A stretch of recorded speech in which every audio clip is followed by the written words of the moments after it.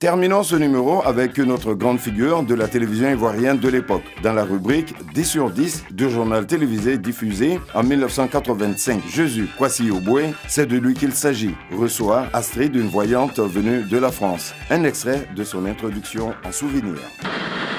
Bonsoir. La voyance, est-ce un don, un art ou simplement un métier comme un autre? L'homme a toujours voulu connaître son avenir. Depuis l'oracle de Delphes et même bien avant, jusqu'à aujourd'hui, c'est une vérité établie.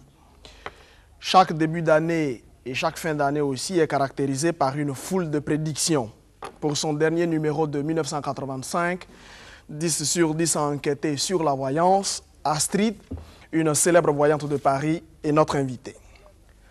Je vous rappelle, mesdames et messieurs, que ce soir, je reçois Astrid, qui est une voyante très connue, très célèbre de Paris, qui est dans notre pays et qui a accepté notre invitation ce soir. Astrid, est-ce que c'est un don? Est-ce que c'est un art? Est-ce que c'est un métier que vous pratiquez? Non, ce n'est pas un métier, mais c'est un don que je l'ai eu et que je viens en aide aux gens qui viennent vers moi. Ça s'est manifesté comment? Ça s'est manifesté quand j'étais jeune.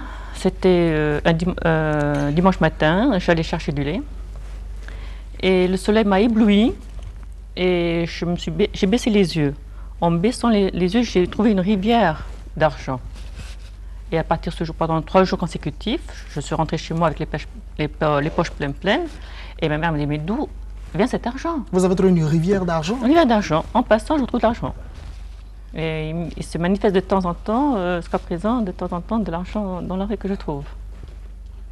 C'est comme ça que ça s'est manifesté. Vous aviez quel âge? J'avais à peine 12 ans. J'avais à peine 12 ans. Vous aviez à peine 12 ans. À peine 12 ans.